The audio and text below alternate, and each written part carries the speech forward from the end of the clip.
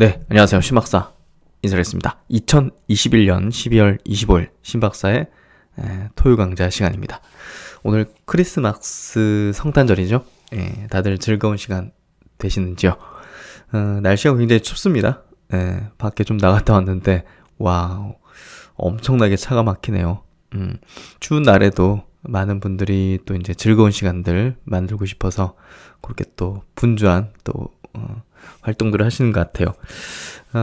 이번 시간은요, 새로운 내용보다는 최근에 제가 조금 중요하게 생각했던 그런 내용들을 조금 제가 다시 또 복습시켜드리는 그런 시간, 가져보도록 하겠습니다. 그래서, 이번 달에 했던 내용 중에서 연말 장세에 대한 어떤 전망을 했던 내용, 그리고 바이오 섹터에 대한 뭐 저평가, 근거에 대한 그런 리포팅, 그리고, 성장주의 희소성이 내년 더 커질 것이라는 이제 전망을 했던 그런 FMC 관련된 분석, 세부 분석, 그리고 이제 내년장에 대한 어떤 전망, 전략, 이런 것들에 대해서 좀 중요하기 때문에 한 번 더 복습을 하는 차원에서 조금 조각조각 있는 내용을 가져와서 제가 올려드리는 거거든요. 그래서 이번 시간은 조금 복습 차원에서 내년도 시장을 이제 전망하고 전략을 세우는데 꼭 필요하다고 생각하는 그런 내용들 다시 한번 보시면 좋을 것 같습니다. 네, 이번 시간 유익하게 한번 복습 한번 해보시고요. 그렇게 이어나가도록 하겠습니다.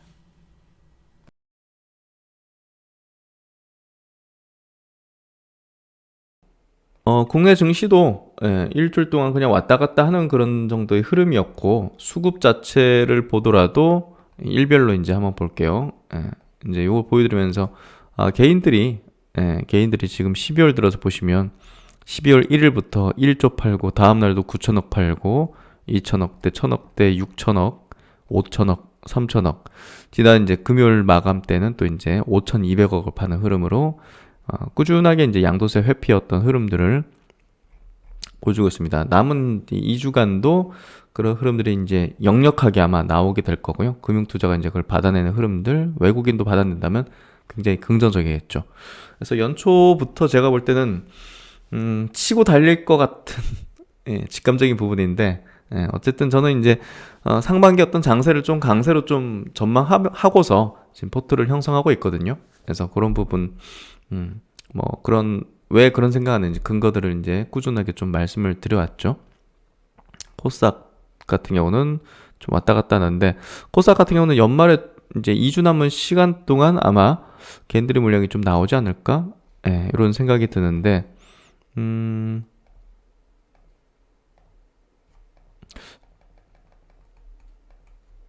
작년 12월 달 있죠? 작년 12월 달 같은 경우도 한번 보시면, 아이고, 24일, 28일 이제 걷어들이는 식으로, 아니구나. 막판에 이제 이렇게 나왔죠. 그 이제 양도세 이제 그 안 내는 그 시점부터는 다시 사들이는 이렇게 흐름이 나왔고, 막판에 이렇게 나왔죠. 그래서 뭐 이거는 좀 막판에 좀 흘러나오는 그런 흐름이 나왔네요. 작년 같은 경우 코스피 쪽에서 같은 경우도 작년에 보면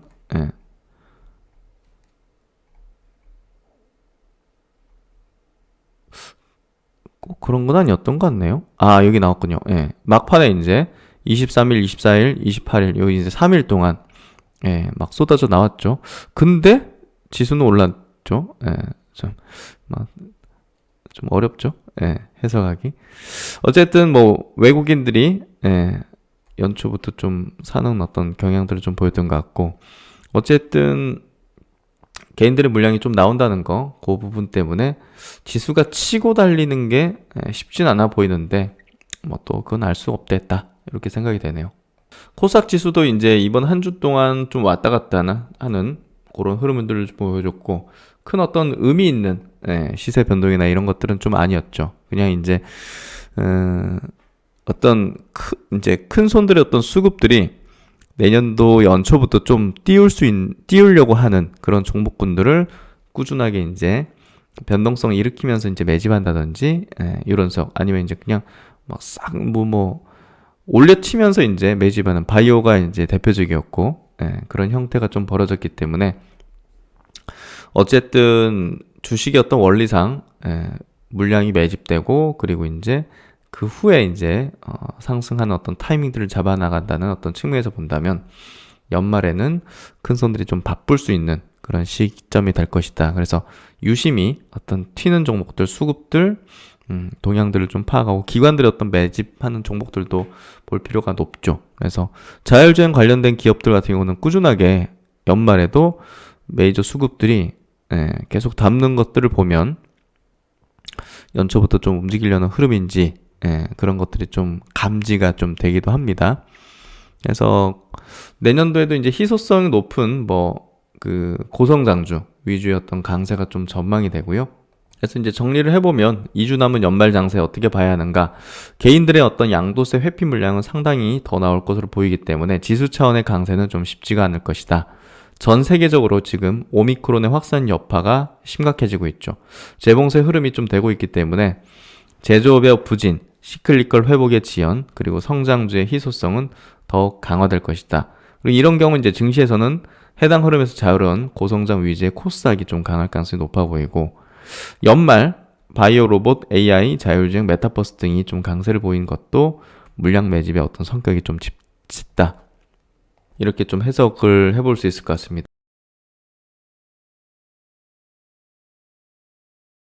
그럼 오늘 이슈 체크를 해보도록 하겠습니다. 오늘 시장이 약세도 불구하고 순수 바이오텍 기업들, 비코로나 관련된 기업들 중에서는 굉장히 급등한 것들이 좀 많이 있습니다. 요 리포트 한번 체크 드릴게요. 어제자 이제 주식 전략, KB증권의 이제 주식 전략의 리포트인데, 전략 리포트에서 바이오에 대한 얘기가 나왔길래 한번 좀 짚어드릴 필요가 있어서 한번 체크 드릴게요. 모호했던 모멘텀이 조금씩 구체화된다면 해서 12월 2일 날에 요 관련된 이제 바이오에 대한 얘기를 이제 전략에 좀 담으신 것 같아요. 그때 이제 11월부터 진행한 기관 세미나를 통해서 공유한 의견 두 가지를 소개한 바 있다. 첫째, 가격이 싸다는 점에 대해서는 대부분의 투자자들이 동의했다. 바이오에 대해서 기관 세미나를 통해서. 둘째, 하지만 어떤 종목이 상승할 것인지 또는 모멘텀을 모르겠다. 그래, 싼 건 알겠는데 그럼 뭘 사야 될지 모르겠다. 이 부분이잖아요. 그래서 이제 개인적으로는 토요 강좌든 또 마감 영상이든 또 이제 동행 가족분들에게는 조금 딥하게 계속적으로 종목을 분석해드리고 기술을 좀 분석해드리면서 종목이 어떤 게 유망할지 또 주가가 올라갈 수 있는 것들일지, 상대적으로 이제 바이오가 이제 반등을 하더라도 10% 반등할 때 한 50%, 100%씩 상승할 수 있는 그런 것들을 꼽아내는 게 결국 그 주식 투자의 어떤 성공의 요건인데, 바이오 쪽에 대해서는 개인적으로는 굉장히 뚜렷한 주관을 갖고, 저 개인적으로도 전략적으로 이제 개인 자금을 이제 저도 투자하는 사람이다 보니까 실전적으로 이제 어떻게 보면 어떤 종목들을 투자할지를 굉장히 좀 압축해서 이제 분류를 했죠. 그런 것들을 하기 위해서 이제 계속적으로 해외 동향, 빅팜들의 동향, 이제 딜, 거래 같은 거, 에러 같은 거, 이런 것들을 계속 분석했던 거죠. 그래서 어쨌든 어떤 종목이 상승할 것인지에 대해서 명확히 저는 여러분에게 많이 제시를 했던 것 같아요. 특정 종목을 꼽아가지고 이걸 사셔야 됩니다. 이게 무조건 갑니다. 이런 얘기를 이제 드리는 게 아니라, 결국은 이런 트렌드가 이제 해외 시장에서 그렇게 불고 있고, 또 이제 높은 가치를 평가받고 있고, 그와 관련된 기업들이, 국내 이런 기업들이 이런 거를 연구를 해서 앞으로 유망할 가능성이 높습니다 하는 이런 식으로 좀 얘기를 드렸죠. 그래서 거기에서 크게 범주 벗어나지 않는 식으로 저도 이제 포트폴리오를 이렇게 완성을 했고, 내년을 이제 바라보면서 인내하는 그런 구간을 이제 거치고 있죠. 그런 것들이 이제 동행 가족분들과 같이 공유를 하고 있는 거죠. 그래서 이제 여기서 보면 두 가지 포인트를 이렇게 얘기하고 있는데 한번 좀 체크해 드릴게요. 저랑도 비슷한 생각일 수도 있고 일부는 또 다른 생각일 수도 있는데, 일단 오미크론은 위드 코로나 시대를 앞당기는 계기다. 요거는 이제 동의를 합니다. 약화되는 감기와 같은 어떤 증세로서 이제 변이했다는 것 자체가 이제 위드 코로나를 갈 수 있는 그런 어떤 바이러스의 어떤 변이다. 이렇게 좀 저도 개인적으로 생각하고요. 최근 증시 급락의 배경이 됐던 오미크론이 오히려 위드 코로나 시대를 앞당기는 계기가 될 가능성이 높아진 듯하다. 그래서 이런 부분들이 결국은 바이오 섹터 내에서도 코로나 관련된 섹터 종목들은 떨어지고 코로나 관련이 없이 순수한 바이오텍 회사들, 뭐 항암제 회사들 이런 기업들은 최근에 급반등하면서 미국 시장에서도 마찬가지로 그런 관련된 기업들이 뭐 유전자 가이나 뭐 이런 것들이 급등했죠. 그래서 우리나라에서도 이제 비슷하게 바이오 섹터 내에서도 코로나 관련 섹터는 내려가고 비코로나 관련된 섹터는 올라가는 그런 미국과 동조화하는 그런 흐름을 보였죠. 그게 바로 이제 오미크론이 뭐 감기구나 이게 확실해졌다는 식으로 이렇게 미국의 이제 전염병 연구소장이 발표하면서 바이오 섹터가 이제 완전 반전되는 흐름을 좀 보였던 것 같습니다. 그래서 오미크론의 증상이 경미하다면 위드 코로나 시대는 점차 앞당겨질 가능성이 높아질 것이다. 오미크론 때문에 뭐 봉쇄하지는 않잖아요. 그래서 경제 활동도 이제 정상화될 것이고 바이오 기업들의 임상도 순조롭게 진행될 것이다. 위드 코로나 시대가 앞당겨진다면 이는 경제 활동 정상화도 앞당겨지는 것을 의미한다. KB증권은 22년 연간 전망 자료를 통해서 위드 코로나에 따른 경제 활동 정상화의 수혜가 바이오 업종에도 나타날 것으로 예상했는데 결국 이제 임상 재개죠. 유사한 기대감이 점차 확대될 가능성에 주목한다. 그리고 이제 모멘텀의 구체화 두 번째는 JP모건 헬스케어 컨퍼런스 개최 10영업일 전부터는 통상 바이오가 강세였다. 통상적인 부분이었는데요. 이번에는 이제 이 부분에 대한 단기 모멘텀 측면으로 접근하는 게 아닙니다. 지금 추세적으로 반전이 되고 있고 추세적인 어떤 상승 강화가 되고 있는 흐름이기 때문에 이거에 대한 어떤 모멘텀 플레이로서 접근하는 것은 저는 적절치 않다고 봅니다. 그래서 여기랑은 조금 매수하기에 적기라고 판단한다 하는데 적기긴 하지만 이 모멘텀 플레이로서의 어떤 접근은 아니다. 그리고 이제 여기서 이제 굉장히 얘기하는 게 딱 맞는 얘기죠. 제가 계속 강조를 했던 몇 개월째 두 가지 모멘텀의 구체화에 더해서 기본적인 전제는 뭡니까? 밸류에이션이 너무 낮다는 점입니다. 밸류가 낮아진 거예요. 미국의 이제 바이오텍 기업들도 밸류가 낮아진 거고 우리나라 기업들도 마찬가지인 겁니다. 바이오 업종의 가격 매력에 주목하는 이유는 두 가지다. 첫 번째, 밸류에이션 레벨인데 2014년 상반기와 2020년 3월 수준만큼 낮아졌다는 점에 주목한다. 저도 이제 작년 3월 수준까지 내려온 것들이 굉장히 널브러져 있다. 는 얘기를 들었는데요. 그런 종목들을 정말 10월, 11월, 이번 12월 초까지, 이번에 오미크론으로 이제 박살을 날 때, 그때 저도 마지막으로 세게 좀 담았죠. 정말 밸류가 이때 수준으로 내려갔었거든요. 그래서, 야, 이거는 완전히 그냥 헐값인데? 눈 감고 사는 거죠, 진짜. 그래서 그런 얘기를 이제 많이 강조를 드렸는데, 어쨌든 3, 4년에 한 번 오는 그런 기회라는 거는 명확합니다. 그래서 굉장히 낮은 밸류에이션, 눈 감고 사도 될 정도의 종목들이 굉장히 많았다. 지금의 바이오 업종은, 작년 코스피 1400대까지 빠졌을 때 어떤 밸류에이션까지 내려왔다는 점을 참고할 볼 수 있다. 밸류에이션이 너무 낮다고 판단한다.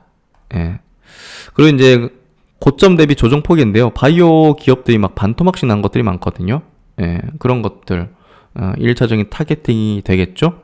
그래서 30에서 50% 내외의 어떤 조정을 받은 이유 없이 악재도 없이 그냥 센티상으로 빠졌던 것들 이런 것들은 그냥 오를 때도 이유 없이 올라갑니다. 그래서 밸류가 너무 낮아졌다는 거, 너무 세게 크게 조정받았다는 거 이런 부분들이 결국은 강력한 메리트였다 이렇게 좀 생각됩니다. 그래서 보시면 이제 그래프로 잘 표현을 해놨네요. 보니까 헬스케어 업종의 밸류에이션 너무 낮았던 수준에서 드디어 반등 중이다. 이 노란색으로 표시된 게 지금 코스닥의 이제 바이오 기업들의 PR인데 보시면 여기 코로나 때 이때까지 빠졌는데 요 비슷하게 빠졌잖아요. 그래서 최근에 이제 반등하기 시작하는 모습들 제가 이제 그때 수준까지 내려왔다는 얘기를 드렸던 종목군들 그런 종목군들이 최근에 가장 세게 지금 오늘도 이제 급등하는 모습들을 보여주면서 최근 이 바닥을 형성하는 구간 그리고 바닥을 확인하는 구간이었다고 확실하게 좀 이해할 수 있고요. 그래서 굉장한 기회가 지금 흘러가고 있다, 지나가고 있다, 이렇게 좀 표현할 수 있을 것 같습니다. 그래서 이제 경제활동 정상화는 이제 바이오에도 해당되는 거죠. 병원에서 임상 모집이 원활해질 수 있고, 또 여러 가지 어떤 대면 영업들, 바이오는 또 이제 뭐 팔려면, 예를 들면 뭐 SK 바이오팜이 미국의 법인 이제 미국 법인 갖고서 이제 영업도 독자적으로 하잖아요. 직판으로. 자기들이 이제 영업 활동 다녀야 되는데 코로나 때문에 대면 영업이 안 되니, 그런 부분이 이제 정상화된다면 이제 그런 매출적인 부분도 이제 뚜렷하게 반등할 수 있고, 또 여러 가지 어떤 임상 환자 모집 같은 것도 환자 모집해 가지고 이제 뭐 항체 치료제 놓거나 여러 가지 하려면 또 병상에 누워 가지고 이렇게 맞아야 되는데 임상 환자들이 뭐 코로나 때문에 그게 되나요? 그래서 결국은 이제 코로나 피해를 크게 봤었던 게 순수 바이오텍 회사들이었는데, 이제 경제 활동 정상화로 인해서 바이오도 이게 개선되는 그런 흐름이 전개되는 거죠. 지금 주목해야 할 것은 밸류에이션 반등 흐름이다. 2014년 상반기, 2020년 3월 수준의 밸류에이션에서 결국은 빠르게 반등 중이다. 2014년도 요때, 그러니까 진짜 요때까지 내려온 거잖아요, 지금. 코스닥에 이제 바이오텍 회사들 기준으로 이야기하는 겁니다. 그래서 결국은 최저 바닥권까지 내려온 바이오 기업들이 보세요. 이게 매년에 한 번 오는 그런 기회잖아요. 딱 봐도. 그래서 엄청난 기회라는 거를 꼭 인식하는 게 필요하고, 주식으로 큰 수익을 내고 또 거대한 복리의 마법을 누리기 위해서는 이런 기회들을 포착해가지고 밀고 나가야 됩니다. 주변에 아니다, 바이오 꺾인다, 뭐 이런 것들. 자신의 주관이 필요한 거죠. 주변의 어떤 여러 가지 어떤 의견과 소리를 주관이 훨씬 압도하면서 이겨내야 되는 게 결국은 주식시장에서, 결국은 이제 아무도 쳐다보지 않을 때 강력하게 확신 가지는 사람이 결국은 큰 수익을 내는 거잖아요. 결국 코로나 그 처참했던 지수 1400으로 꺾이고 있었던, 누구나 비관적이었던 그 시점에서 자본주의가 망해간다, 뭐 이런 것들이 만연했던 그 시기에 강력하게 모든 걸 베팅했던 투자자가 지금 주식으로 100억, 200억, 500억 번 사람이겠죠, 당연히. 그래서 결국은 소수의 어떤 시각과 그런 어떤 확신을 가지고서 투자를 했던 사람들이 이제 주식으로 거부가 되는 거라는 걸 명심해야 됩니다.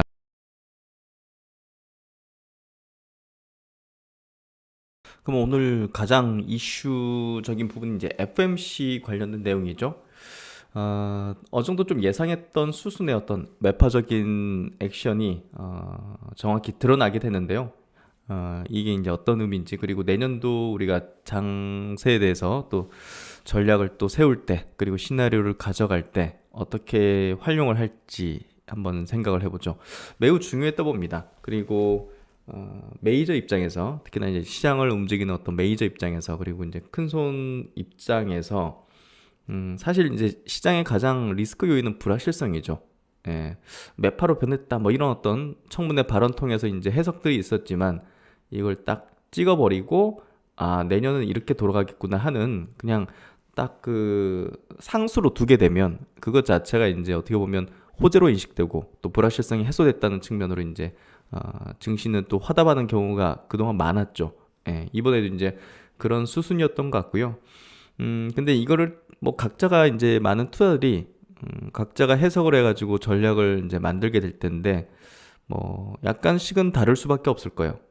그리고 이제 제가 가지고 있는 생각도 약간 좀 일반적인 생각하고 다를 수도 있는데, 어쨌든 이번 FMC 이번 내용은 제가 내년도의 장을 해석할 때, 전략을 세울 때 굉장히 중요한 포인트라는 생각이 들어요. 그래서 한번 이야기를 좀 드려보도록 하겠습니다. 유진투자증권에서 정리한 내용이네요. 미국 연준이 12월 FMC에서 이제 발표한 내용이 시장 예상에 이제 부합을 했다. 시장도 어느 정도 테이퍼링이 좀 빨라지겠지. 금리 내년에 2번 정도 인상은 되는데 그거보단 좀 늘어나지 않겠는가 예상을 했는데, 뭐 모두 부합되게 발표가 됐어요. 기준금리는 뭐 동결을 했죠. 예, 일단 동결을 당연히 했고 월별 테이퍼링 이제 자산 매입 이제 축소 요 규모는 뭐 역시나 이제 2배로 이제 속도를 가속화했습니다. 그래서 결국은 테이퍼링을 조기 종료한다는 부분, 그리고 경제 전망에 대한 어떤 변화 부분, 점도표를 통해서 기준금리 인상에 대한 힌트. 예, 지난 9월보다 이제 이번 12월 달 FMC에서 내년도 기준금리 인상에 대한 부분이 이제 0.5%, 6% 예, 올라갔죠. 그래서 그 부분들이 좀 이제 다 주목 포인트였다. 테이퍼링 가속화 이유가 이제 뭔지가 중요한데요. 역시나 이제 물가입니다. 예, 고용 부분보다는 인플레이션에 대한 부분이 가장 큰 뭐 우려로 지금 작용하는 거죠. 특히나 이제 계속 일시적이라고 이제 말을 했던 부분을 이제 어떻게 보면 이제 고착화되는 흐름으로 가고 있다. 높은 인플레이션이. 예, 그래서 연준이 가지고 있는 도구들을 활용하겠다. 뭐 테이퍼링, 뭐 금리 이런 것들 가지고서 그 부분을 어떻게 보면 좀 안정화시키겠다. 결국 이제 연준이 이제 존재하는 이유는 고용과 이제 물가죠. 두 가지를 이제 완전 고용 그리고 물가 안정 이 두 가지 포인트가 이제 연준이 존재하는 이유이기 때문에 완전 고용 부분은 완전 고용 부분도 이제 중요하지만 지금 현재 시점에서는 물가 안정이 더 중요하다. 그래서 이 부분을 보다 더 이제 우선시하는 그런 액션을 취했다고 해석하면 될 것 같습니다. 결국은 이제 그 경제 성장 자체는 이제 괜찮은데, 경제는 양호한데 공급 측의 어떤 요인이 발생하면서 이제 고용 부진이 이제 회복될 수 있다. 그 부분은 이제 회복될 수 있다. 근데 이제 2%를 상회하는 물가, 내년도 이제 경제 성장률이 좀 하향 조정됐지만, 뭐 어느 정도 성장하는데 큰 타격은 없겠고 또 실업률에 대한 전망도 이렇게 낮아지는데, 물가 부분에서 일단 올해도 이제 4.2에서 5.3% 그리고 내년도 2.2에서 2.6%로 대폭 상향하면서 어쨌든 인플레에 대한 우려가 내년에도 가장 중요한 화두가 될 거라는 걸 얘기하고 있고, 거기에 따라서 이 물가 안정이 필요하다는 식으로 우리는 이런 어떤 액션들을 좀 취하겠다는 얘기를 한 것 같습니다.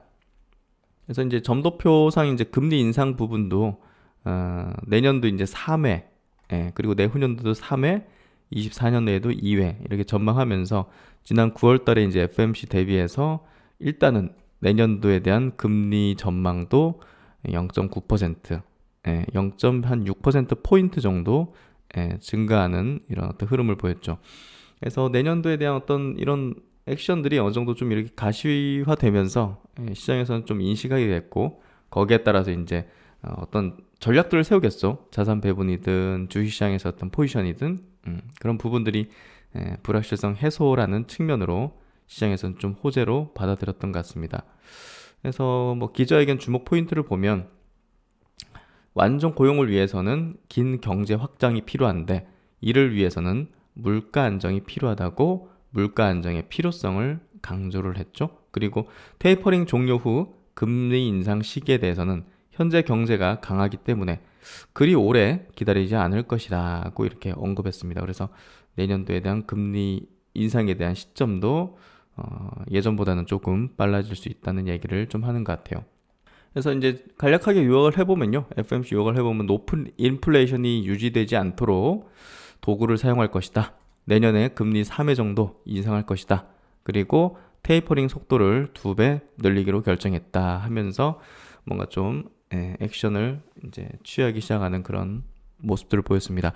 어쨌든 전략 구상 부분을 이제 고민을 좀 해봤는데요. 원자재가 그리고 이제 최근에 뭐 임금의 상승도 거세다고 이제 파월 의장이 직접적으로 이제 얘기를 하고 있는데, 이런 부분들이 이제 인플레이션이 이제 고착화되는 흐름이라는 걸 이제 인정을 한 거죠. 이는 이제 결국 금리 인상을 앞당기고 테이퍼링에 대한 속도를 높이는 그런 액션으로 이제 이어지게 되는 거고, 결국 이제 인플레는 화폐 가치 하락이죠. 화폐 가치 하락은 결국 뭡니까? 자산 가치의 상승입니다. 결국 주식, 부동산, 가상화폐 등의 실물 자산 가격이 결국 이제 이런 상황이 발생됐다는 것은 버블로 가게 되는 어떤 흐름의 확률이 굉장히 높아지고 있다는 것으로 좀 해석할 수 있고, 그럼 이제 이 버블 단계라든지 굉장히 좀 오버슈팅할 수 있는 자산 가격이 결국 이제 그런 흐름으로 가게 되는 그 시점의 확률이 내년일 확률이 굉장히 높아지고 있는 거죠. 그래서 이제 내년에 현금 들고 있는 사람은 바보가 되는 흐름이 굉장히 명확해지고 있다. 최근에 제가 계속 강조드린 내용입니다. 주식시장에서는 이제 금리 인상은 성장주 하락 공식이라는 이런 고정화된 시각이 있죠. 근데 이제 기업들은 이제 이런 비용 상승, 채산성이 악화되는 문제들이 사소시 이제 시클리컬 업체들이라든지 이런 쪽엔 좀 좋지 않을 거거든요.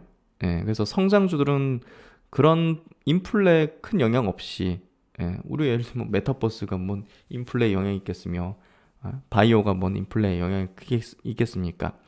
하여튼 뭐 그 성장주의 희소성 그리고 프리미엄은 이제 가속화될 걸로 이제 판단됩니다. 그래서 바이오, 비메모리, 메타버스, NFT, 뭐 자율주행 같은 고성장 섹터에 집중하는 전략이 필요할 것 같고요.